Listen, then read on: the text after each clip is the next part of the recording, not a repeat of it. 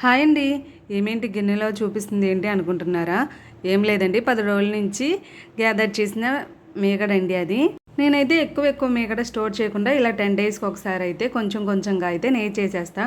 నాకేంటో మిక్సీలా కన్నా ఇట్లా గిన్నెలో చేయడమే ఇష్టం అండి. చక్కగా హ్యాండ్స్కి కూడా ఎక్సర్సైజ్ అయ్యిద్ది కదా, అలాగే గిన్నెలు కూడా ఎక్కువ అవ్వవు కదా. చేసి చేతులు నొప్పులు పట్టేసాయి. వాటర్ ఇట్లా సపరేట్ అయ్యేదాకా ఒక 10 నిమిషాలు చేస్తే వెంటనే వెన్న వచ్చేసింది. వాటర్లో 2-3 సార్లు అలా కడిగేసి పొయ్యి మీద పెట్టేసి మరిగి పెట్టేశాను. మా బాబు కోసం అయితే హోమ్ మేడ్కి నేనే ప్రిపేర్ చేసుకుంటాను.